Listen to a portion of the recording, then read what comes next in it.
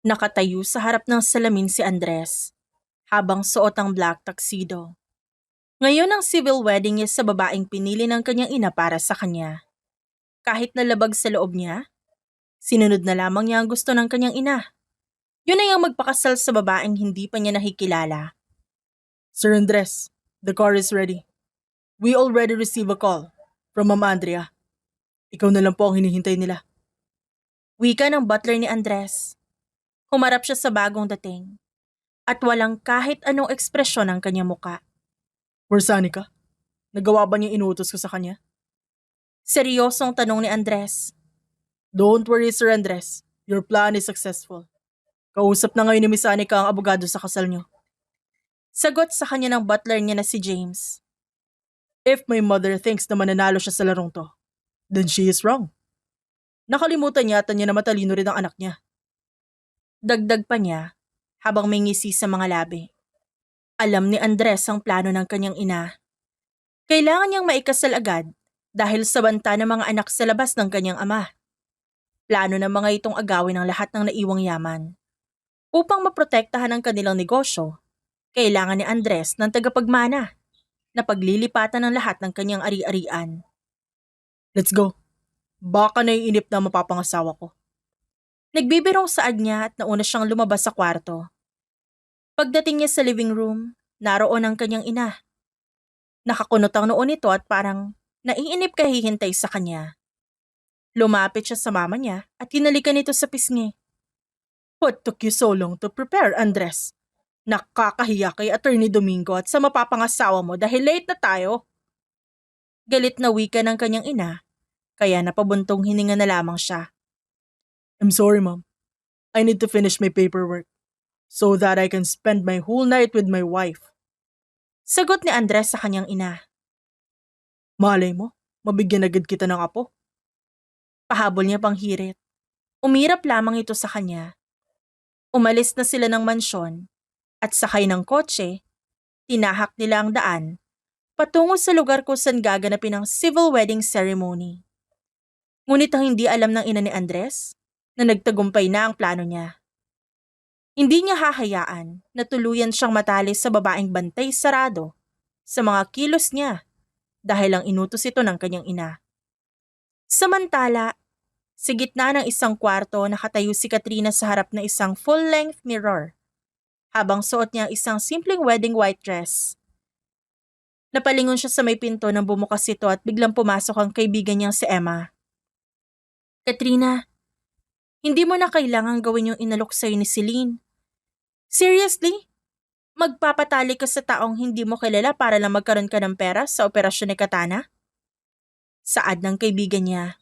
Matapos malaman na sumang-ayon siya sa plano ni Celine, kapalit ang 10 milyong ilalaan niya para sa operasyon ng kanyang nakababatang kapatid. Si Katana lang ang meron ako, Emma. Bilang kapatid niya gagawin ko ang lahat para gumaling siya. Sagot ni Katrina at nagbabadya na ang luha sa kanyang mata. Kung labag sa loob mo na ayusan ako, pwede ka na umalis, Emma. Dagdag pa niya at tinalikuran ng kaibigan. Hindi niya napigilan ang pagbagsak ng luha niya. Ikakasal siya ngayon sa lalaking hindi niya kilala kahit pangalan. Ang kababata niya na si Celine, yun ang dapat ikakasal. Ngunit, nakiusap sa kanya ang dalaga na siya ang sumipot sa kasal dahil kailangang umalis ng bansa ni Celine para tuparin ang pangarap na maging isang sikat na balerina. Nung una, ayaw pumayag ni Katrina. Ngunit nabulag na siya sa perang inaalok ni Celine. Dahil ng mga oras na yon, namomroblema siya kung saan kukuha ng pera para maipagamot ang kapatid na may malalang sakit. Nag-aalala lang ako sa'yo, Katrina. Posible ka mapahama kapag nalaman nilang hindi ka talaga si Celine at hindi ikaw yung babaeng dapat ikasal sa anak ni Mrs. Villanueva. Wika sa kanya ni Emma. Pinaliwanag na sa akin lahat ni Celine. Naghahanap si Mrs. Villanueva na babaeng magdadala ng tagapagmana na nag-iisa niyang anak. Hindi kilala ni Mrs. Villanueva si Celine dahil ang abogado nila ang inutusan na maghanap ng babae mula sa isang mayaman na pamilya. Tanging ang pangalan lang ng babae ang alam nila. Paliwanag ni Katrina. Ibig sabihin, gagamitin mo ang pangalan ni Celine? Paano kung ipahama ka ng babae na yan pagbalik niya? Ipinangako ni Celine sa akin na ilalayo muna niya ako bago malaman ng mga Villanueva ang totoo. Kahit natatakot si Katrina sa pinasok niya, nilakasan na lang niya ang kanyang loob kapag naiisip niya ang kanyang kapatid. Lahat ng ginagawa niya, hindi para sa kanya kundi para kay Katana. Kung ano man ang maging tadhana niya dahil sa gulong pinasok niya, handa niyang harapin yon. Ang mas mahalaga ngayon, gumaling ang kapatid niya. Pagkalipas ng ilang oras, natagpuan ni Katrina ang sarili sa loob ng isang malamig na opisina. Sa harap niya, nakatitig ang lalaki may mga matang tila yelo sa lamig. Halos mabingis si Katrina. Hindi niya malaman kung takot ba o kaba yung nagpapabilis sa bawat pintig ng kanyang puso. I pronounce you as husband and wife. You may kiss the bride. Deklara ng abogado. Bago pa man makahinga ng malalim si Katrina, mabilis siyang hinapit ng lalaki. Ramdam niya ang init ng palad nito nang hawakan siya nito sa leeg. Walang pasintabi nitong siniilang kanyang mga labi sa isang malalim at mapusok na halik. Napapikit na lamang siya. Hindi niya alam kung paano tutugon, habang mas lalong nagwawala ang kanyang puso. Sa loob ng ilang segundo, nilunod siya ng sensasyong yon bago biglang kumalas ang lalaki. Hindi ito agad lumayo. Nanatili ang mukha nito ilang pulgada lang mula sa kanya. Sapat para maramdaman niya ang mainit nitong hininga. I hope you will never regret marrying me, my dear wife. Saad ng lalaki sa malamig na boses. Napatulala na lamang siya sa sinabi ng kanyang asawa. Hindi na namalaya ni Katrina na lumabas na pala ang lalaki sa opisina at iniwan siya kasama ang abogado na nagkasal sa kanila. 2 buwan na ang lumipas. Simula nang ikasal si Katrina sa lalaki na nagngangalang Andres Villanueva. Tuluyan ang nagbago ang buhay niya, pati na rin ang pangalan niya. Dahil sa buhay ni Andres, siya si Celine Estrada at hindi si Katrina Ruiz. Ma'am Celine, ito po yung gown na susuotin niyo para sa event mamayang gabi. Napahinto si Katrina sa pag-aayos ng kanyang buhok nang pumasok ang isa sa kasambahay ni Andres. Maraming salamat, Nina. Pakipatong na lang sa may kama. Wika niya sa dalaga at tumayo na siya mula sa pagkakaupo sa harap ng vanity mirror. Nagpaalam agad sa kanya si Mina matapos ilagay sa kama ang gown. Naupo siya sa kama, sa tabi ng gown na personal na pinili ni Andres para sa kanya. Sa loob ng 2 buwan, naging ganito ang takbo ng buhay niya. Kailangan lagi siyang nasa tabi ni Andres, lalo na sa mga event ng kumpanya. Kailangan na lagi siyang kasama sa mga lunch meeting ni Madam Andrea at kasama rin nila ang iba pang asawa ng mga negosyante. Hindi sanay si Katrina sa ganitong uri ng buhay. Sinasabayan na lamang niya kung ano ang nakikita niya sa kanyang paligid. Pinutol ng tunog ng telepono ang malalim niyang pag-iisip. Kinuha niya yon sa ibabaw ng side table. Nakita niya ang pangalan ni Emma sa screen, kaya agad na sinagot ni Katrina ang tawag. Kamusta si Katana? Tanong niya agad sa kaibigan. Nakausap ko na yung doktor ni Katana kanina. Ilang araw na lang ang hihintayin, pwede na siyang sumailalim sa operasyon. Hinahanap ka na ng kapatid mo, Katrina. Kailan ka magpapakita sa kanya? Hindi mapigilan ni Katrina na masaktan sa tanong ni Emma sa kanya. Simula kasi na ikasal siya kay Andres. Hindi niya na muling nabisita sa ospital ang kanyang kapatid. Ang kaibigan niya na si Emma nag-aasikaso ngayon kay Katana, habang naghahanap pa siya ng tiyempo para mapuntahan ang kapatid sa ospital. Kahit naman siya'y nahihirapan na rin sa sitwasyon, nilalakasan niya lang ang kanyang loob dahil ginagawa niya ito para kay Katana. Hinihintay na lang niya ang pagbabalik ng tunay na Celine. Saka lang muli siya magiging malaya. Konting panahon na lang, Emma. Huwag kang mag-alala.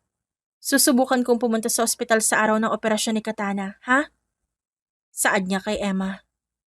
Doon na natapos ang pag-uusap nila tungkol kay Katana. Dahil dumating na ang doktor ng kapatid niya.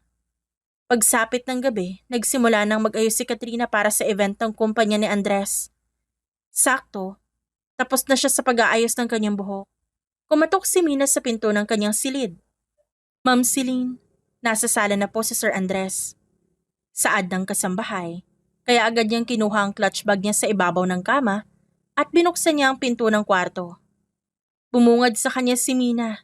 at may malawak itong ngiti sa labi. Ngumiti na lang siya at nauna na siyang maglakad sa dalaga. Habang bumababa ng hagdan, si Katrina, napalingon siya sa may sala at bumungad sa kanya ang malalim na tingin ni Andres. Bumilis ang tibok ng puso niya habang hindi niya inaalis ang tingin sa lalaki. Hindi alam ni Katrina kung takot ba itong nararamdaman niya sa tuwing kaharap niya si Andres. Takot dahil hindi niya alam kung ano maaaring mangyari sa kanya kapag nalaman nito na hindi siya ang tunay na Celine. Habang nagsasaya ang mga bisita ni Andres, nanatili siya sa isang tabi. Tahimik na binabantayan ang bawat galaw ng kanyang asawa na ngayon ay kausap ang iba pang asawa ng mga negosyanteng bisita ni Andres. Hindi rin maalis ni Andres ang kanyang paningin kay Celine. Pakiramdam niya gusto niyang magliyab sa galit tuwing may lumalapit na lalaki para magpakilala sa kanyang asawa. Already falling for your wife, Andres? Biglang sulpot ni Timothy. Sa tabi nito ay ang nobyang si Sofia na may mapanoksong ngiti. Stop talking nonsense, Timothy. Malamig na sagot ni Andres, bagaman hindi niya magawang bawiin ang tingin sa asawa. Come on, Andres, don't deny it. Hirit pa ni Sofia. Kung nakamamatay lang ang talim ng titig mo, kanina pa naging abo yung mga lalaking umaaligid kay Celine. Sa totoo lang, hindi maintindihan ni Andres ang kanyang sarili. Simula nung una niya makita si Celine, parang may kung ano sa katawan niya ang nagising sa mahabang pagkakatulog. Kaya nung araw na ikasal siya kay Celine, hindi niya napigilan na halikan ng babae. Sa loob ng 2 buwan, nagpanggap lang si Andres na malamig ang pakikitungo niya dito. Pero sa totoo lang, gusto niya itong kausapin at mas lalong kilalanin. Pero hindi siya sigurado kung tunay ang pinahikita sa kanya ng babae. O baka palabas lang ang lahat dahil hindi siya sigurado at baka may pinaplano ito na kasabwat pa ang kanyang ina. I just don't like it. Alam niya may asawa siya pero nakikipagkilala pa siya sa ibang lalaki. Seryosong sabi ni Andres. Seriously, Andres? Asawa siya na isang bigating bilyonaryo. Alam nga namang sungitan niya lang yung mga kasosyo mo sa negosyo. E di siniraan lang siya ng mga tao. Hindi naman nakasagot si Andres dahil tama ang sinabi ni Timothy. Kilala siyang tao, kaya para hindi masira ang imahe nila sa mata ng iba, tama lang na makihalubilo si Celine sa mga kasosyo niya sa negosyo. Ngunit hindi maintindihan ni Andres ang nararamdaman niya sa tuwing may lumalapit na ibang lalaki sa kanyang asawa. Bakit di mo nalang aminin? Nagkakagusto ka na kay Celine, Andres? Dagdag pa ni Sofia at sinagot niya lang ito ng malamig na titig. That's impossible to happen, Sofia. Hindi ko magugustuhan ng babaeng tulad niya. Walang emosyon niyang sagot. Kahit kailan, hindi magawa ni Andres na mahulog kay Celine. Aalamin muna niya ang rason ng babae kung ba't ito pumayag na pakasalan siya. At sa huli, gagawin niya ang lahat para mapabagsak si Celine. Nagpatuloy ang malamig na pakikitungo niya sa babae. Pero para kay Katrina, ganito na ang normal niyang araw sa pamamahay ng lalaki. Naging abala din siya sa pagsama sa mga special events na imbitado si Andres at siya bilang asawa nito. Kailangang nandun siya sa tabi ng lalaki. Iha, Kasama ka ba bukas ni Andres? Napahinto si Katrina sa pagdidilig ng halaman nang biglang lumapit sa kinaroroonan niya ang ina ng lalaki. Iyong tungkol po ba sa bahay ampunan? Sinabihan na po ako ng sekretarya ni Andres tungkol sa donation drive bukas ng kumpanya. Sagot naman niya sa ginang. hindi ba kayo magkasama kagabi ni Andres? At ang sekretarya pa niya ang kailangang magsabi sa'yo tungkol sa mga ganap ng asawa mo. Hindi alam ni Katrina kung paano sasagutin ang sinabi ng ginang. Hindi kasi nito alam ang tungkol sa malamig na pakikitungo sa kanya ni Andres. Buong akala nito, masayang mag-asawa sila dahil yun ang pinapakita nila sa harap ng mga tao. Sobrang busy po kasi ngayon ni Andres, kaya minsan po nakakalimutan niyang sabihin sa akin yung mga importanteng lakad niya. Pagdadahilan ni Katrina.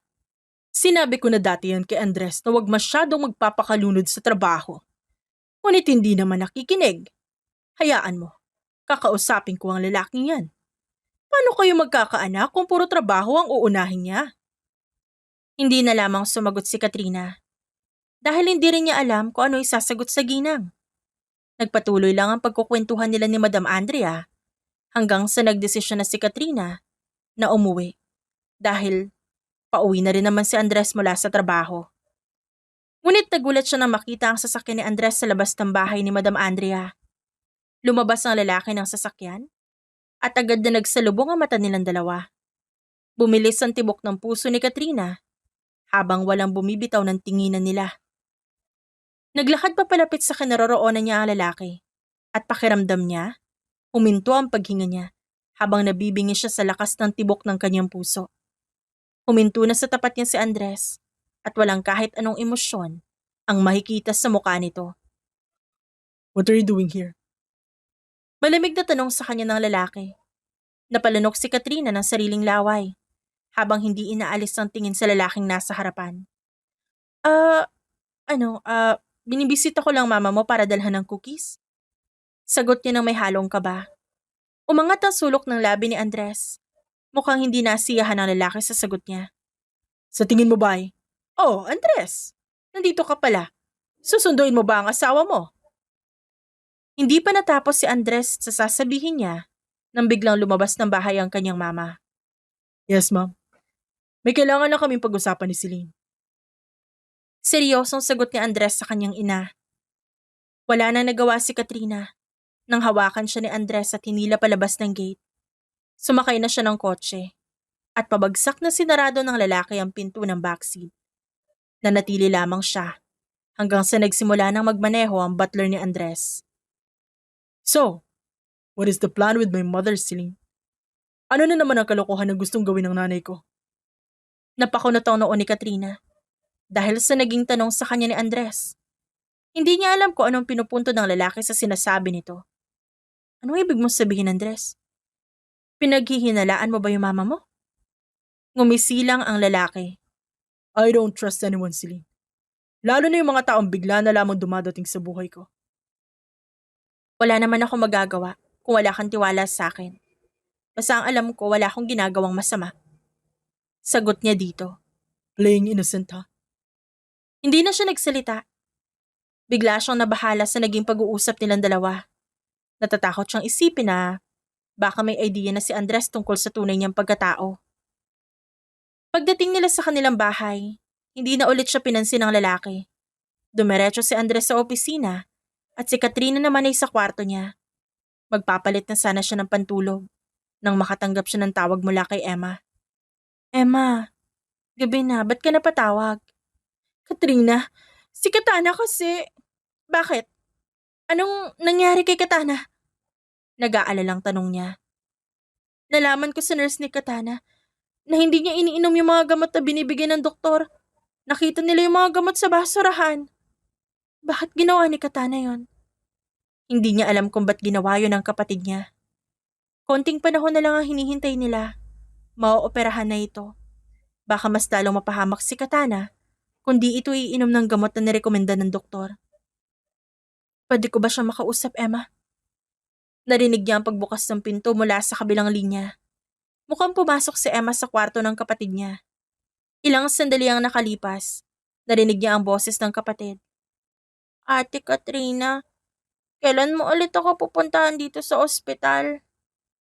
Hindi niya mapigilan ang pagkadurog ng puso nang marinig ang halos nagmamakaawang boses ng kapatid niya. Katana, malapit nang pumunta dyan si ate ha? Kaya makinig ka sa mga sinasabi ng doktor mo. Inumin mo yung mga gamot mo. Sorry ate. Ginawa ko lang naman yan dahil nagbabaka sakali ako na pupuntahan mo ako dito. Nagbadya ang luha ni Katrina sa sinabi ng kanyang kapatid. Pinakalma muna niya ang sarili bago siya nagsalita. Konting tiis na lang, Katana. Mahal na mahal ka ni ate. Who's Katana? Halos malaglag ni Katana ang telepono sa gulat. Agad niyang pinutol ang tawag at mabilis na nagpahid ng luha bago hinarap ang lalaking nakatayo sa likuran niya. Matalim at mapanuri ang tingin ni Andres. Humakbang ito palapit sa kanya kaya hindi siya makatingin ng diretsyo. Masyadong mabigat ang presensya ng lalaki. Are you crying, Celine? No, I'm not. May nangyari lang sa kaibigan ko. Pagsisinungaling niya at pilit pinapatatag ang boses. Sandaling nanahimik si Andres. Tinitimbang ang bawat salitang binitiwan niya. Pagkatapos ngumisi ito ng bahagya. Like I care. Malamig na saad ng lalaki bago tinalikuran si Katrina. Nakahinga siya ng maluwag nang makaalis na ang lalaki. Kailangan ni Katrina na mag-ingat sa susunod kapag kausap niya si Emma dahil baka mas lalong maghinala sa kanya ang kanyang kinikilalang asawa. Tahimik na pinagmamasdan ni Andres si Celine mula sa malayo. Hawak ang isang baso ng alak. Pinapanood niya ang asawa habang masusing inaasikaso ang mga halaman sa garden. Hindi sanay si Andres sa ganitong katahimikan. Karamihan sa mga babaeng nakapaligid sa kanya, uhaw sa ingay, luho at atensyon. Pero si Celine, iba siya. Kaya niya makipagsabayan sa marangyang mundo. Pero mas pinipili niyang madumihan ang mga kamay sa lupa. You're so obsessed with plants. Ani Andres, na naging dahilan para mapalingon sa kanya si Celine. Nagulat ang babae at agad tumayo. Pinunasan niya ang dulo ng kanyang damit sa palad. At may bahid pa yun ng putik. Hindi maalis ni Andres ang tingin sa kanya. Bago pa man siya makapag-isip na maayos, hinawakan na niya ang kamay ng babae. Andres, magdudumi yung kamay mo. Pigil nito sa kanya. All the women around me want luxury things. But you? Handa ka madumihan ng palad mo para lang makasiguro na mabubuhay ang mga halaman na yan. Hindi sumagot sa kanya si Celine. At nang iangat niya ang kanyang mata, naabutan niya ito na nakatingin sa kanya. What's your reason to make you say yes to be my wife, Celine? May plano ka rin bang sirain ako tulad nila? Seryosong saad niya at dumapo ang isang kamay sa pisngi ni Celine. Inangat ni Celine ang kanyang paningin. Nagtama ang kanilang mga mata. At sa sandaling yon, naramdaman ni Andres ang isang kakaibang bilis ng tibok ng kanyang dibdib. Isang pintig na hindi niya maipaliwanag. Si Andres ang unang bumitaw sa tinginan nila ni Celine at tinalikuran niya ang babae. Fix yourself.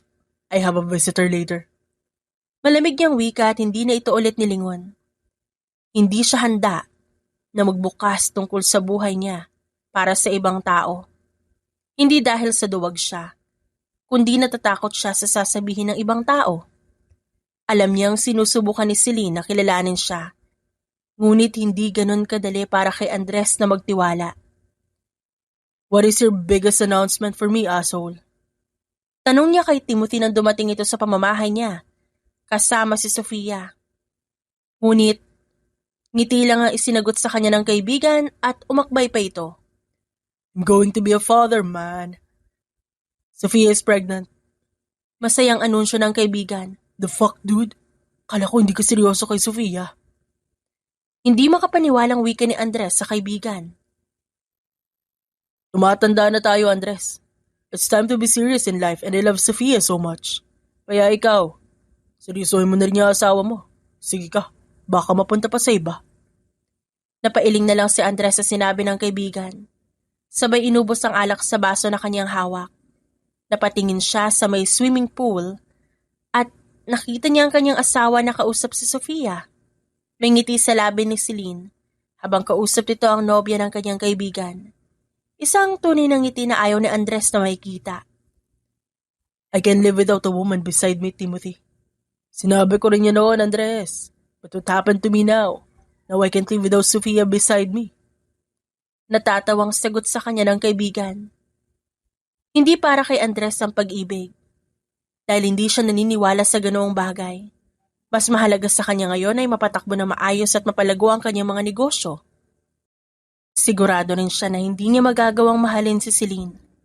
Matapos ang pag-uusap nila ng kaibigan niya, hindi niya na ulit pinansin si Celine. Wala siyang pakialam kung anong gustong gawin ng babae sa buhay. Binuhos niya ang buong atensyon sa kanyang trabaho. Pinababayaan mo ba ang asawa mo, Andres? Puro na lang trabaho ang inaatupag mo. Mama, I'm busy. Look, there's a lot of contract that I need to sign and have meeting later. Sagot niya sa kanyang ina, dahil bigla na lang siyang pinuntahan ng ginang sa kanyang opisina para lang sermonan. Am I a villain to you, son? Napahinto si Andres sa pagbabasa ng papeles. dahil sa tanong ng kanyang ina. Hindi siya nakasagot at ipinako ang tingin sa hawak na papel. Kung sa tingin mo ginawa ko ang bagay na yun para kontrolin ka, nagkakamali ka. I just want you to have a woman that will support you and not after with your money, son. Wika ng kanyang ina.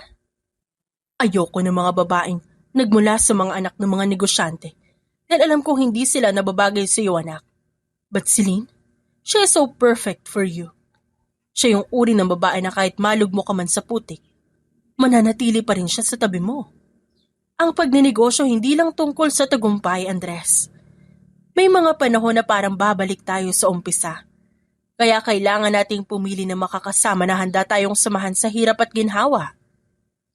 Napaisip si Andres sa sinabi ng kanyang ina. Dahil lahat ng yun ay tama. Marami siyang babaeng nakilala, pero lahat sila puro mamahalin na gamit at pera ang bukang bibig. Ngunit ibang-iba si Katrina o Celine. Dahil kahit kailan hindi ito nagreklamo sa kanya, hinayaan lamang ang malamig niyang pakikitungo. It's not too late, anak. Open your heart for her. Subukan mong kilalanin ang asawa mo. Tila nawala ang mga gumugulo sa isip ni Andres dahil sa sinabi ng kanyang ina. Buong araw na yun ay sisilin lang ang laman ng kanyang isip. Gusto niyang subukan ang sinabi ng kanyang ina. Gusto ni Andres na mas makilala palalo ang asawa.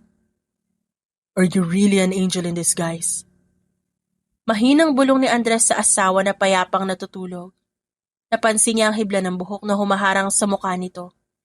Hinawi ni Andres ang buhok para mapagmasdan ang mukha ni Celine. Susubukan niyang sumugal, hindi dahil sa sinabi ng kanyang ina, kundi gusto ni Andres na magkaroon ng iba pang saysay ang buhay niya, at yon ay ang magkaroon ng sariling pamilya. Napapansin ni Katrina na parang nagbago ang pakikitungo sa kanya ni Andres. Binabati siya nito tuwing umaga. Kinakain na rin ang pagkain niluluto niya. Sumaya ang puso ni Katrina sa kaunting pagbabagong yon, dahil pakiramdam niya napapansin na siya ni Andres. Mom invited us to dinner later. Napahinto siya sa paghuhugas ng pinagkainan nang biglang magsalita si Andres sa tabi niya. Nakasandal ito sa may counter habang hawak ang isang tasa ng kape. Wala ka bang importanteng gagawin mamaya? Pwede naman ako nalang pumunta sa bahay ng mama mo para sa dinner. Baga kong tatapusin ang trabaho ko para sa araw na ito. Then you wait for me here. We will go to my mother's house together. Do you understand? Malalim ang mga tingin sa kanya ni Andres. Parang malalagutan na siya ng hininga. Bumibilis na naman ang tibok ng kanyang puso. Natatakot siya na baka hindi na mapigilan ng kanyang sarili ang mahulog kay Andres. Hindi siya pwedeng umibig sa lalaking hindi naman sa kanya. Hindi pang habang buhay na narito siya sa poder ni Andres. Dahil darating ang araw na babalik ang tunay na Celine para bawiin ang pwesto na hindi naman talaga para sa kanya. Pwede naman kung yan ang gusto mo. Sagot niya kay Andres at agad siya umiwas ng tingin sa lalaki. Narinig niya ang mahina nitong tawa at hinawakan nito ang kanyang baba para iangat ang muka. Kaya muling nagtama ang kanilang paningin. Wait for my message, wife. Ani Andres na naging dahilan para lalong magwala ang puso niya. Iniwan siya nito sa kusina na tulala at paulit-ulit tumatakbo sa isip niya ang sinabi ng lalaki. Alam niyang mali ito, na ito ang tumatakbo sa isip niya. Ngunit hindi ba masama na isipin na para naman talaga sa kanya ang sinabi ni Andres? Na siya naman talaga ang tinuturing nitong asawa at hindi ang tunay na Celine. Saktong 7:00 ng gabi. Nakatanggap siya ng mensahe mula kay Andres na pauwi na ito, kaya agad siyang nag-prepare. Suot ang isang floral dress. Hinayaan na lang niya nakalugay ang kulot niyang buhok. Pagkatapos ng halos kalahating oras sa pag-aayos, lumabas na ng kwarto si Katrina at hindi niya inaasahan na bubungad sa kanya si Andres. Dumating ka na pala. Hindi kasi kumatok si Mina sa kwarto ko. Saad niya na makalapit sa kanya ang lalaki. It's okay. Nagpapahinga na mga kasama natin dito sa bahay. At ayaw ko madaliin ka sa pag-aayos mo. Hindi niya mapigilang mapangiti sa sinabi ni Andres. Lumapit siya sa lalaki at inayos niya ang suot nito na medyo nagusot. Muli na namang hinawakan ni Andres ang kanyang baba. Bumungad sa kanya ang mata ng lalaki. Pansin niyang medyo nag-iba ang tingin nito sa kanya. Parang nagkaroon ng buhay at emosyon na hindi niya maipaliwanag. You are so beautiful, wife. Bulong ni Andres sapat para marinig niya. Ramdam ni Katrina ang pag-iinit ng kanyang pisngi sa sinabi ng lalaki. Agad siyang dumistansya sa lalaki. Pumunta na siya sa may dining area para kunin ang inihanda niyang pagkain na dadalhin nila ni Andres. Ayaw niyang ipahalata sa lalaki na kinikilig siya dahil sinabihan lang siya nitong maganda. Naging maayos ang dinner nila kasama si Madam Andrea. Kinakausap na rin ni Andres ang kanyang ina na hindi nangyari simula nung maikasal sila noon pa. At ang dami nilang pinag-usapan ngayong gabi. Sobrang saya ni Katrina dahil mukhang nag-aayos na ang mag-ina. Bakit hindi ka magpahinga sa trabaho, Andres? Dalhin mo sa labas ng bansa si Celine. Tapos bigyan niyo na ako ng apo. Biglang uminit ang mukha ni Katrina sa tinura ni Madam Andrea. Napayuko siya, ngunit nagulat siya nang maramdaman ng mainit na palad ni Andres sa ilalim ng mesa. Hinawakan ng lalaki ang kanyang kamay na nakapatong sa binti at marahan nitong hinaplos. Ang bawat tampi ng balat nito'y tila kuryenteng gumuguhit sa katawan niya. Calm down, ma'am. Natatawang tugon ni Andres habang hindi pa rin binibitawan ang kamay ng asawa. Ayoko madaliin si Celine. Ngayon pa lang ako bumabawi sa kanya. Basta, siguraduhin niyo na may bata na sa tiyan ni Celine bago ang inyong first anniversary. At kung tuluyan na nga na magustuhan niyo ang isa't isa, hahayaan ko kayo magplano para sa second wedding ninyo. At sa harap na dapat ng altar. Natahimik si Katrina. Mas talong humigpit ang pagkakahawak ni Andres sa kanyang kamay. Tila isang pangakong ayaw siyang pakawalan. Pero sa loob-loob ni Katrina, nadudurog siya. Paano kung sa susunod na taon, hindi na siya ang babaeng hawak-hawak ni Andres? I will do everything just to make my wife fall in love with me, ma'am. Sagot ni Andres at sa kanya na ito nakatingin. Kung patuloy na gagawin ni Andres ang ganitong bagay, baka hindi niya na mapigilan ang damdamin niya na mahalin ng lalaki. At baka mahirapan siyang lumayo kay Andres, oras na bumalik ang totoong Celine. I'm serious about what I've said earlier, Celine. Napalingon siya kay Andres, nang bigla itong nagsalita habang nagmamaneho pa uwi sa bahay nila. Andres, hindi niya alam kung paano siya sasagot sa lahat ng sinabi nito. Hindi kita minamadali. Hayaan mo lang ako iparamdam sa'yo kung gaano ako kaswerte dahil ikaw ang asawa ko, Celine. Hindi niya napigilan ang pagpatak ng kanyang luha. Isang luha na senyales na nasasaktan siya. Dahil ayaw niyang saktan si Andres sa oras na malaman ng lalaki ang totoo. Mas tatanggapin na lang niya ang malamig na paikitungo sa kanya ng lalaki. At hindi ganito, na unti-unti nang pumapasok sa puso niya si Andres. And maybe soon, like what my mother said, we will have a second wedding, and it will be in front of the altar, where our feelings for each other is pure and true. Lumipas pa ang mga araw. Patuloy na pinakita ni Andres ang malinis niyang intensyon sa asawa niya. Araw-araw niya itong binibilhan ng bulaklak at sinasabayan din niya ito sa pagkain sa umaga at gabi. Sinuportahan din ni Andres ang pagmamahal ni Celine sa mga halaman. At kahit siya, nakatulong na rin sa kanyang asawa sa pag-aasikaso sa garden. Ngayon lang nakaramdam si Andres ng ganitong saya at hindi niya hahayaang mawala pa ito sa kanya. Gagawin niya ang lahat para maprotektahan ang asawa niya. At kahit sino, walang karapatan na saktan ng babaeng mahal niya. Gusto ko nang pakasalan si Sofia. Biglang saan ni Timothy at tinapik na lamang ni Andres ang kaibigan sa balikat nito. Do what makes you happy, Timothy. Tugon niya sa kaibigan. Binaba ni Timothy ang hawak na beer at tinignan siya nito. Napakunot naman ang noo ni Andres at sinipa siya nito dahil sa pangaasar niya. Something changed in you, Andres.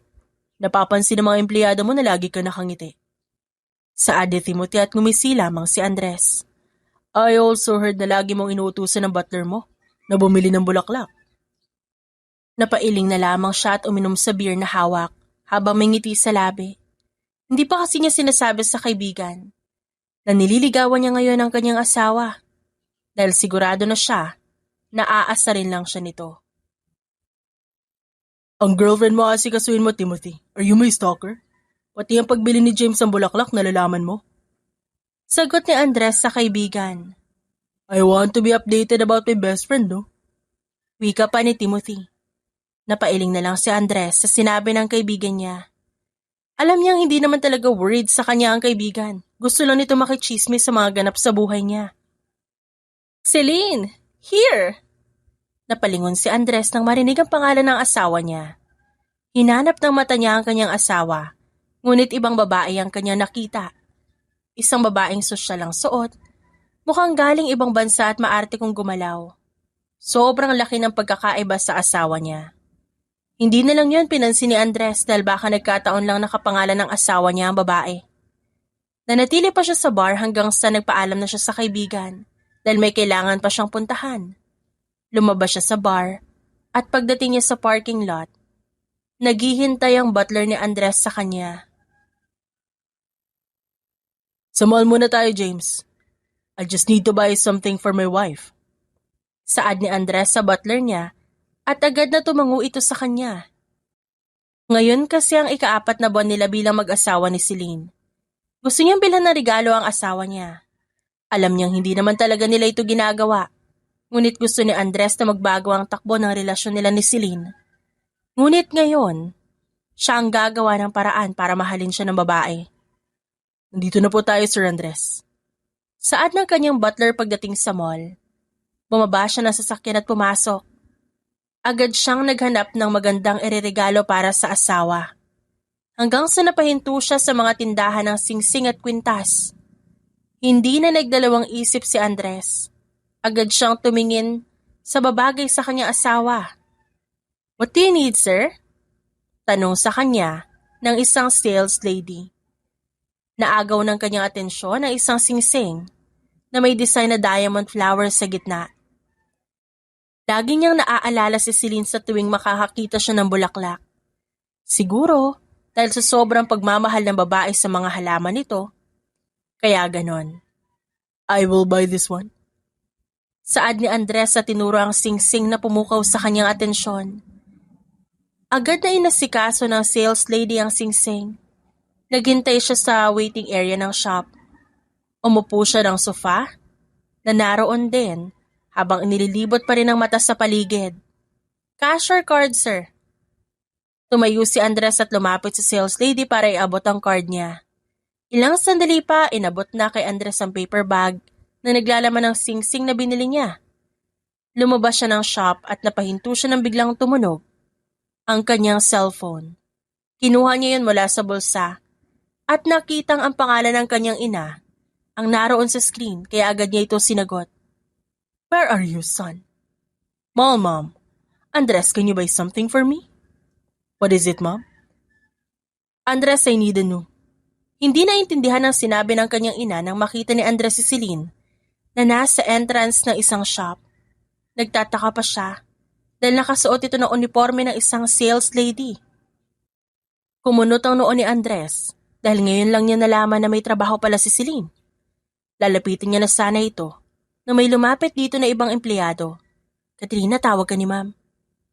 Lalong binalot ng pagkalito si Andres. Kala niya nagkamali lang ang babae. Ngunit sumagot ang kanyang asawa. Sige, pupunta ako na opisina ni mamamaya. Para siyang binuhusan ng malamig na tubig. Bakit nagtatrabaho bilang sales lady si Celine? At bakit Katrina ang tawag sa kanya? Hindi na nakatiis si Andres. Nilapitan niya ang empleyadong tumawag sa kanyang asawa. Miss, can I ask the name of the woman you were with earlier? At bakit, sir? Hindi ko pwede ibigay ang pangalan ng katrabaho ko. Baka anong gawin niya sa kanya. Hindi na nagpumilit si Andres. Hinintay niya makaalis ang kausap bago siya dahan-dahang pumasok sa shop. Nanatili sa lugar na hindi siya mapapansin. Doon, muli niyang narinig ang ibang empleyado. Katrina, pwede ikaw muna mag-asikaso sa customer, may kukunin lang ako sa stockroom. Sige, ako nang bahala. Bawat salitang lumalabas sa bibig ng asawa ay tila sampal na katotohanan. Agad na kinuha ni Andres ang kanyang phone. Tinawagan ang kanyang abogado. "What can I do for you, Sir Andres?" Sagot ni Anika sa kabilang linya. I want a full investigation about my wife, Anika. I want answers as soon as possible. Seryosong utos ni Andres, habang ang mga matay nakapako sa babaeng hindi niya alam kung sino ba talaga. Pagkatapos ng trabaho ni Katrina, agad siyang nakatanggap ng mensahe mula kay Emma na kailangan niyang pumunta ng ospital. Kaya agad na umalis ng mall si Katrina para pumunta ng ospital. Ngunit nagulat siya nang bumungad sa kanyang taong hindi inaasahan nang pumasok siya sa kwartong kinaroroonan ng kanyang kapatid. "Anong ginagawa mo dito?" Gulat na gulat niyang tanong kay Celine. Lumapit ito sa kanya at agad siyang niyakap. "I miss you, Katrina. Sa wakas natapos na rin ang kontrata ko sa ibang bansa. Magagampanan ko na ang pagiging asawa ni Andres." Pakiramdam ni Katrina parang unti-unting nadudurog ang puso niya. Ito na ang kinatatakutan niya mangyari. Ang pagbabalik ni Celine. Kung noon dati, lagi niya pinagdadasal na sana bumalik ng mas maaga ang dalaga. Pero ngayon nasasaktan siya habang kaharap niya si Celine. Dahil ibig sabihin nito, dito na matatapos ang lahat. Ang pagpapanggap niya bilang asawa ni Andres. Sa wakas nakabalikan na rin si Celine. Matatapos na itong pagpapanggap ko. Naaasikaso ko na si Katana. Mamayang gabi pwede ka na umalis sa pamamahay ni Andres. Huwag ka mag-alala, may susundo sa'yo. Seryosong wika sa kanya ni Celine. Sigurado ka bang hindi ako mapapahamak sa gagawin mo, Celine? Huwag ka mag-alala, Katrina. Nakaplano na ang lahat. At sisiguraduhin ko na hindi ka mapapahamak pati na ang kapatid mo. Doon natapos ang pag-uusap nila ni Celine dahil kailangan na nitong umalis. Lumapit siya sa kapatid. Napayapang natutulog at hinawakan niya ito sa kamay. Hindi niya namalayang pumatak na ang luha niya. Katana, hindi na alam ni ate ang gagawin niya. Ako ang nahulog sa maling patibong na matagal ko nang iniiwasan. Marahan niyang hinahaplos ang kamay ni Katana habang patuloy sa pagpatak ang kanyang luha. Ngunit hindi na malaya ni Katrina na nagising ang kapatid niya. Naramdaman niya na lang na may humahaplos sa kanyang buhok kaya napaangat siya ng tingin. Ate, ba't ka umiiyak? Agad na pinunasan ni Katrina ang kanyang luha nang marinig niya ang boses ni Katana. Napawing lang ako. Kamusta ka na? Sinunod mo ba yung sinabi ng mga doktor mo? Okay lang po ako, ate. Ang sabi sa akin ni Ate Emma, maaari na ako operahan sa susunod na araw. Ate Katrina, natatakot ako. Saad ni Katana at bakas sa mata ng kanyang kapatid ang takot. Magagaling ang mga doktor mo, Katana. Huwag kang mag-alala, nasa tabi mo si ate sa araw na operasyon mo, hindi kita iiwan. Ngayon na nakabalik na si Celine. Siguro oras na para sa kapatid naman niya ibuhos ang kanyang oras. Ngunit handa na nga ba siyang iwan si Andres? Ngayon na unti-unti na siyang nahuhulog sa lalaki. Nakabalik na si Celine, Katrina. Ibig sabihin tapos na ang trabaho mo bilang asawa ni Andres Villanueva. Saad ni Emma nang kausapin siya ng dalaga sa labas ng kwarto ng kapatid niya. Alam ko yon, Emma. Huwag kang mag-alala. Dahil sa mga susunod na araw, papalitan na ako ni Celine. Maaalagaan ko na ulit si Katana. Umalis siya ng ospital na may mabigat na puso. Hindi nga alam ni Katrina kung ba't pa siya babalik kay Andres. Ngunit ang gusto lang niya masilayan si Andres sa huling pagkakataon. Wala pa si Andres nang dumating si Katrina. Kaya naisipan niya magluto ng hapunan. Patapos na siya sa ginagawa niya nang marinig niya ang sasakyan ni Andres. Agad na lumabas ng kusina si Katrina para pagbuksan ng pinto ang lalaki. Nagulat siya nang bumungad sa kanya ang lalaki na sobrang lasing at nakaalalay dito ang butler nito. Kuya James, pahatid na lang ho sa kwarto niya si Andres? Wika niya sa butler ni Andres na sumunod naman agad. Sumunod din siya sa paglalakad ng mga ito. Nagpasalamat siya matapos ibaba sa kama si Andres. Agad niyang inasikaso ang lalaki. Hinubad niya ang sapatos nito. Ba't ka naman uminom ng marami? Sigurado ako na masakit ang ulo mo niyan bukas ng umaga. Sermon niya habang inaasikaso niya si Andres at tanging pag-ungol lang ang tugon sa kanya nito. Ito na ang huling aasikasuhin niya. Huling gabi, huling pagkakataon. Huling araw na masisilayan niya na ganito kalapit si Andres. Hinihiling ni Katrina na wag ito magalit kay Celine. Handa siyang tanggapin ang galit ni Andres sa kanya. Inalis niya ang polo ng lalaki. At nagulat si Katrina nang biglang umangat ang kamay ni Andres at hinawakan siya nito sa pisngi. Nagtama ang mata nilang dalawa ni Andres. Muli na namang nagwala ang taksil niyang puso. Are you really my wife? Napahinto si Katrina sa sinabi ni Andres. Bumilis ang tibok ng kanyang puso at hindi niya maalis ang tingin sa mukha ng lalaki. Oo naman.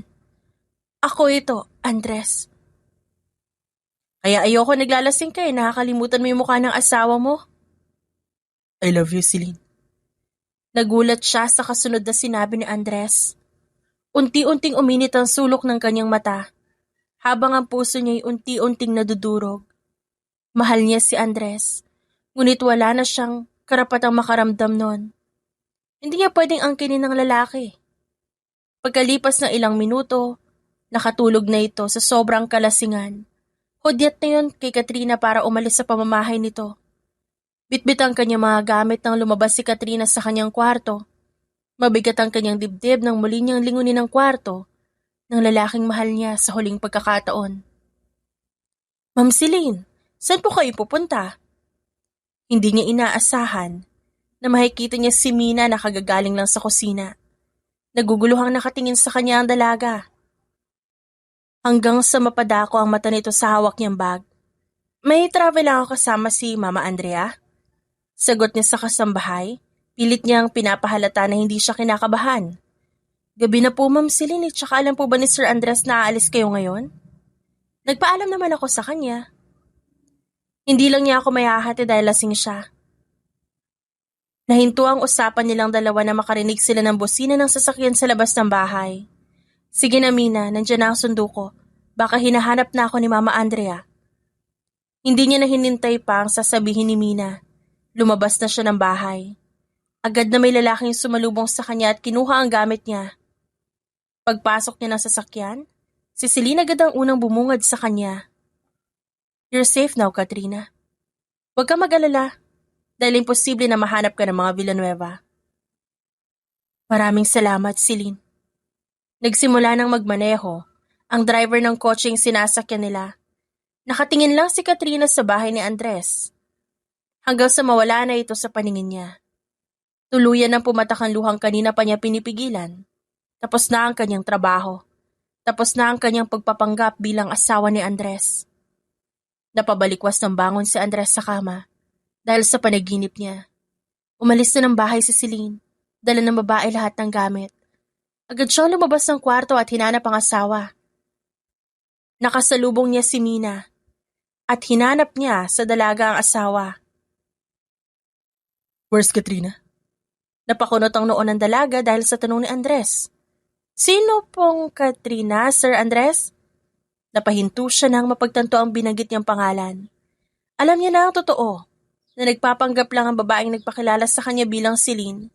Nakita niya na ang tunay na mukha ni Celine at yun ang babaeng nakita niya sa bar. Ngunit hindi na mahalaga kay Andres. Kung sino ang tunay at hindi. Hindi na rin mahalaga para sa kanya ang tunay na dahilan ni Katrina kung ba't ito pumayag na magpanggap bilang Celine. Ang importante kay Andres ay ang pagmamahal niya para kay Katrina. Minahal niya ang babae sa taglay nitong katangian at hindi sa pangalan na nabasa lamang niya. I'm sorry. It's a mistake. I'm looking for my wife. Si Ma'am Celine ho. Umalis ho siya kagabi. Ang sabi po niya may travel siya kasama si Mama Andrea niya. Pero hindi niya po sinabi kung saan lugar. May dala po siyang gamit. Hindi niya mapigilan ang pagkuyom ng kamao dahil sa sinabi ni Mina. Hindi pwedeng makalayo sa kanya si Katrina. Kinuha ni Andres ang kanyang cellphone at agad niyang tinawagan ang kanyang sekretarya. Good morning, Sir Andres. May kailangan po ba kayo? Tanong sa kanya nito. My wife is gone. Kaya sabihan mo ang mga tao natin na kumilos. Kailangan nating mahanap ang asawa ko sa lalo madaling panahon. Do you understand? Copy, Sir Andres. Huwag po kayo mag-alala. Sasabihan ko agad ang mga tao natin tungkol kay Mrs. Villanueva. Doon na natapos ang pag-uusap nila ni Anika. Unti-unting bumugso ang galit ni Andres. Hindi niya hahayaang makatakas mula sa kanya si Katrina. Sir, may babae ho sa gate. Pilit po niyang sinasabi na siya ang asawa niyo. Mas maganda sa kanya ang kilala kong Ma'am Celine. Wika ni Mina. Kumunot ang kanyang noo sa narinig. Lumabas siya sa kanyang bahay at pagbukas niya, bumungad sa kanya ang tunay na Celine. Sa tabi ng babae may 2 maleta at may suot pa itong shades. What are you doing here? Tinaas na babae ang kanyang shades at ngumisi. I am your wife, Andres. The real Celine Estrada. Leave. You were not my wife. Tanggapin mo na, Andres. I just used her. Dahil sayang naman ang pagkakataon na maikasal ako sa mayaman na lalaki, don't worry, hindi na ako aalis. I'm sorry. Ang tatanggapin ko lang na asawa ko yung marunong mag-alaga ng halaman. Mas gusto ko ang simpleng bagay at higit sa lahat hindi pera ang habol sa akin. Natawa si Celine. Sigurado ka ba na hindi mo kang pera ang babaeng yun? Tinanggap niya nga yung 10 milyon na alok ko. Niloloko ka lang niya, Andres. Hindi mapigilan ni Andres na magalit dahil sa sinabi ni Celine. Hindi niya kayang marinig na sinisiraan si Katrina. At baka hindi niya mapigilang saktan ng kung sino man ang manakit sa babaeng gusto niya at mahal niya. Pasalamat ka dahil babae ka, kundi baka nasaktan na kita. You have no rights to talk about my woman like that. Kahit ano pa sabihin mo, Andres, ako pa rin ang asawa mo. I'm so sorry but our contract is fake, Miss Estrada. In short, you are not my wife. Kitang-kita ni Andres ang pagbabago na ekspresyon sa mukha ni Celine. Gulat na gulat ang dalaga dahil sa sinabi niya. You're lying, Andres, of course. Hindi hahayaan ng ina mo na dayain ang pagpapakasal sa akin. Matapang na sagot ni Celine, kahit nabakas sa mukha nito ang takot. Hindi ka maniniwala? James, pakibigay kay Miss Estrada ang envelope. Sumunod naman ang butler sa sinabi ni Andres. Lumapit ito kay Celine para ibigay ang envelope na hawak. Nanilisik pa ang mata sa galit habang hindi inaalis ang tingin sa kanya bago binuksan ang folder at nilabas ang nasa loob. No, this is not true! Hindi makapaniwalang wika ni Celine nang makita ang tunay na kontrata tungkol sa kasal nila. Ngunit walang kahit anong pirma ni Andres. Napangisi na lamang siya habang ang dalaga hindi pa rin makapaniwala na hindi sila tunay na kasal. Lumingon siya sa butler. James, take her away. Kausapin mo ang pamunuan ng village na iba ng babaeng yan. Hayop ka, Villanueva! Niloko mo ako! Galit na sigaw ni Celine habang hawak ng butler niya sa braso ang dalaga. Hindi mo na mahanap si Katrina. She ran away from you! Mas lalong tumindi ang galit sa puso ni Andres sa kasunod na sinabi ni Celine. Ngunit hindi siya susuko. Handa niyang gawin ang lahat para mahanap si Katrina. Lumipas ang 2 linggo. Naging maayos ang operasyon ni Katana. Pagkalipas ng 3 araw matapos ang operasyon, bumalik na silang magkapatid sa kanilang probinsya para doon magpagaling si Katana. Mahirap para kay Katrina ang ginawa niyang desisyon. Kahit gaano pa niya kamahal si Andres, wala siyang karapatang manatili sa piling ng lalaki habang buhay. Namiss ko ang probinsya, ate. Simula kasi nung nalaman natin na may sakit ako, hindi na tayo nakabalik dito. Wika ni Katana habang nakatambay silang magkapatid sa balkonahe. Huwag kang mag-alala, Katana. Di na tayo aalis dito at tatanungin ko si Aling Ninay kung pwede akong bumalik sa tahian. Ate Katrina, total magaling na naman ako. Ba't di ka maghanap na mapapangasawa mo? Gusto ko na maghanap ka ng mapapangasawa para naman sumaya ka na. Katana, masaya naman ako sa buhay ko ngayon eh. Ang mahalaga sa akin, magaling ka na, saka huwag mo na isipin yan, darating din naman yung pag-aasawa. Ate, dapat iniisip mo na ngayon ang pagkakaroon ng asawa at pamilya. Sige, tatanda ka niyang dalaga. Hindi alam ni Katrina kung matatawa ba siya sa sinabi ni Katana. Kahit kailan hindi pumasok sa isip niya ang pagkakaroon ng pamilya at asawa. Simula kasi nung mamatay ang mga magulang nila, tinatak niya sa kanyang isip ang pag-aalaga sa nag-iisa niyang kapatid. Ngunit lahat ay nagbago nang sumang-ayon siya sa alok ni Celine at nakilala niya si Andres. Hindi niya inaasahan na mahuhulog ang damdamin niya sa lalaki at alam ni Katrina na malabo ng ibaon ang lahat sa limot. Ilang taon din kayong nawala ni Katana, ano? Kamusta na pala ang kapatid mo? Tanong ng ginang na may-ari ng patahian kung saan nagsimula si Katrina bilang isang mananahi noon. Naoperahan na po si Katana at nagpapagaling na lang po siya. Kaya agad kami bumalik dito dahil alam naming mas gusto niya manatili sa probinsya. Katkat, ikaw na ba yan? Napalingon si Katrina nang marinig ang isang boses. Napangiti siya nang makita ang kababata na si Eric. Nilapitan siya ng lalaki at agad niyakap. Sobra mo naman yatang namiss si Katrina, Eric. Ang higpit ng yakap mo Tura ni Aling Ninay na nakangiti habang pinapanood ang dalawa. Siyempre, Aling Nina, ilang taong kung di nakita tong best friend ko. Napangiti naman siya sa sinabi ni Eric. Ikaw, Eric, kumusta ka na? May regular na akong trabaho kat kaya nang bumuo ng pamilya. Hindi siya nakasagot sa sinabi ni Eric. Pakiramdam ni Katrina namumula ang pisngi niya. Hindi na siya sumagot dahil hindi rin niya alam kung ano isasagot niya kay Eric. Matapos ay makipag-usap kay Aling Ninay, umuwi na agad siya ng bahay dahil mag-isa lang si Katana doon. Kasabay niya si Eric sa paglalakad at napagkwentuhan nila ang tungkol sa nangyari sa kanilang buhay sa mga nakalipas na taon. Napahinto sa paglalakad si Katrina sa tanong ni Eric. Single ka naman, di ba? Bakit mo natanong, Eric? Ano kasi? Hindi na tuloy ang sasabihin ni Eric nang biglang may humarang sa dinaraanan nila. Ganun na lang ang pagkagulat ni Katrina na makita niya si Andres. Walang emosyon na nakatingin sa kanila ang lalaki.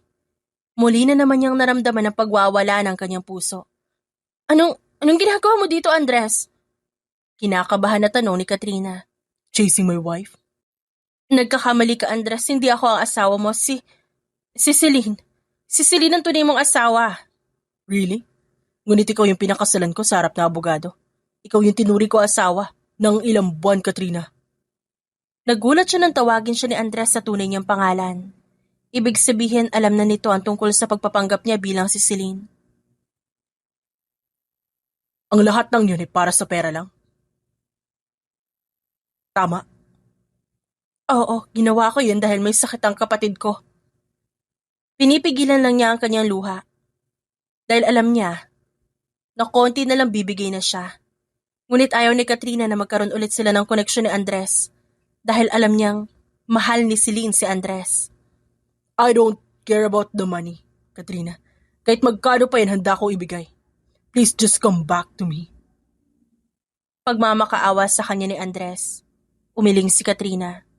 Si Celine ang pagtuunan mo ng pansin at ng atensyon mo. Siya naman talaga ang may karapatan sa'yo. Kahit ako ang nakasama mo ng mga panahong yon, pangalan pa rin niya nakalagay sa kasunduan. Kaya nakikiusap ako, Andres, tigilan mo na ako. Tumalikod na si Katrina at iiwan na sana niya si Andres. Ngunit pinigilan siya nito sa pamamagitan ng paghawak ng kanyang braso. My marriage with Celine is fake, Katrina. Bago pa ang araw ng kasal, pinalitan ko ng peking papel ang hawak ng abogado. Kumuyom ang kamao ni Katrina. Magagalit sa iyo ang mama mo dahil sa ginawa mo. Bumalik ka na sa Maynila at gawin mo kung anong tama at yun ay ang pakasalan si Celine. Please, Katrina, bumalik ka na sa akin. Itigil mo na ang kalokohang to, Andres. Hindi kita mahal. Ginawa ko lang ang dapat kong gawin bilang kapalit ng perang binigay ni Celine para sa pangpa-opera ng kapatid ko. Wala akong pakialam sa naging. Hindi na natapos ni Andres ang kanyang sasabihin nang bigla siyang suntukin ni Eric. Napahawak si Andres sa kanyang pumutok na labi. Ngunit hindi nagpakita ng awa si Katrina. Walang emosyon siyang nakapanood sa nangyari. Tanga ka ba? Sinabi na nga ni Katrina na tumigil ka na pero parang kang bingi. Galit na saad ni Eric kay Andres. Tumalikod na si Katrina. Nagsimulang maglakad papalayo sa dalawang lalaki. Kahit na ilang ulit na narinig niya ang pagtawag ni Andres sa pangalan niya, hindi siya lumingon. Ngunit patuloy sa pag-agos ang kanyang luha. Sa bawat takbang na ginagawa niya, kasabay ang unti-unting pagkadurog ng kanyang puso. Ngunit ginawa lang ni Katrina ang tama. Hindi niya alam kung makakaahon pa ba siya mula sa pagkahulog ng puso niya kay Andres. Pero dito niya tinatapos ang lahat. Akala niya, hihinto na si Andres sa panggugulo sa buhay niya. Ngunit ilang beses itong bumabalik sa bahay nila. Nagdadala pa ng mga grocery. Ilang beses na din niya itong tinaboy. Kahit na sinabihan niya na ang lalaki na hindi niya ito mahal, patuloy pa rin itong bumabalik. Ate, mahal mo ba si Kuya Andres? Napahinto siya sa kanyang ginagawa sa tanong ni Katana. Hindi agad siya nakasagot sa kanyang kapatid dahil kahit siya nahihirapan kapag tinatanggi niya ang nararamdaman para sa lalaki.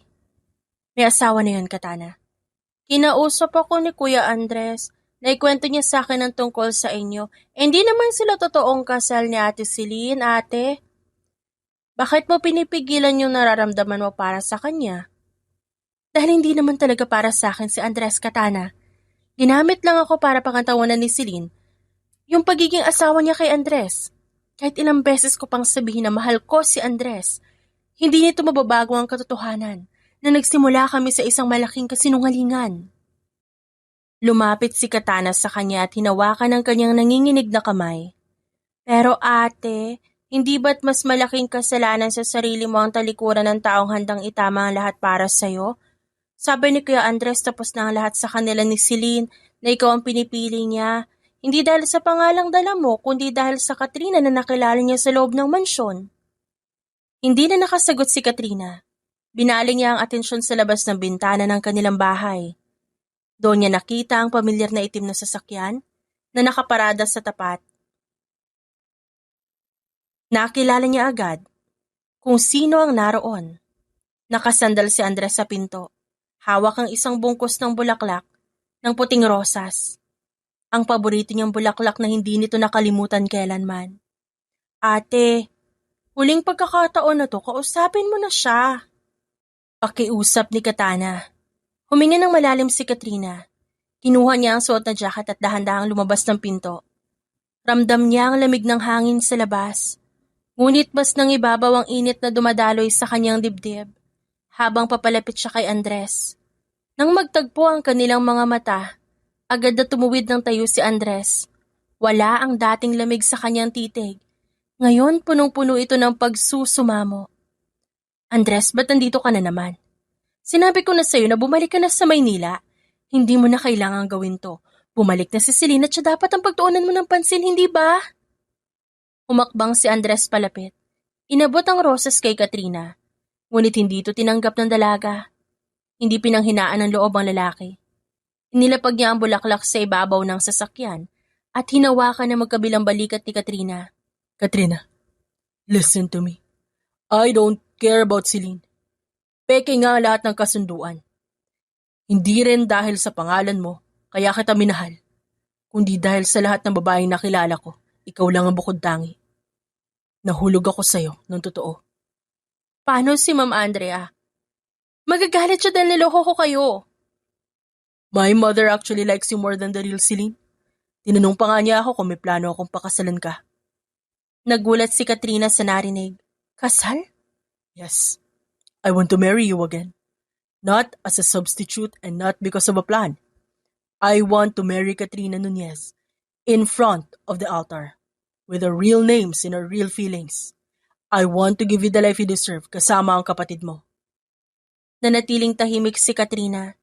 Tila hindi pa rin maproseso ang lahat. Ngunit nang hilahin siya ni Andres para sa isang yakap, doon na siya tuluyang bumigay. Isinandal niya ang kanyang ulo sa dibdib ng lalaki at pinakinggan ang mabilis na tibok ng puso nito na tila sumasabay sa kanya. I love you, Katrina. Please give me a chance. Dahan-dahang tinaas ni Katrina ang kanyang kamay at yumakap pabalik. Mahal din kita, Andres. Kahit na natatakot ako, kahit na mahirap. Hindi ko na kayang itanggi yung nararamdaman ko. Humiwalay ng bahagya si Andres. Binigyan siya ng isang matamis na ngiti. Dinukot ni Andres ang isang maliit na box mula sa kanyang bulsa. Sa loob nito ay singsing na may disenyo ng bulaklak na binili niya sa mall noong araw na malaman niya ang katotohanan. Isusuot ko na ba ito sa asawa ko? Tumawa ng mahina si Katrina sa gitna ng pag-iyak. Asawa mo na ba ako? Yes. You will always be my wife and the woman who owns my heart. Isinuot ni Andres ang singsing. Naglapat ang kanilang labi, habang ang puso nila'y sinisigaw ang pagmamahal nila sa isa't isa. Makalipas ang isang taon, naganap ang isang kasalan na naging usap-usapan dahil sa sobrang ingrande. Sa harap ng altar nakatayo si Katrina Nunez, suot ang simpleng puting gown na mas lalong nagpatingkad sa kanyang natural na ganda. Nasa gilid niya si Katana, na may malawak na ngiti sa labi. Ito ang maghahatid sa kanya kay Andres.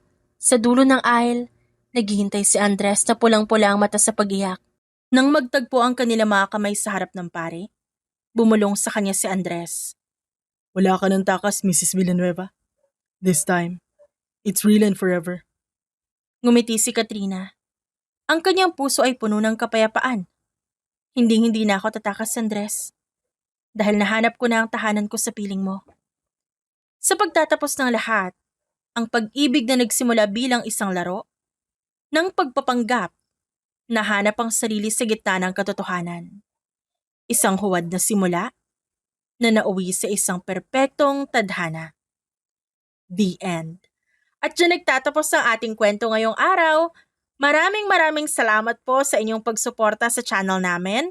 Maaari niyo pong suportahan ang aming channel sa pamamagitan ng pag-like, subscribe, and comment po sa baba. Maraming salamat po. Hanggang sa muli. Paalam!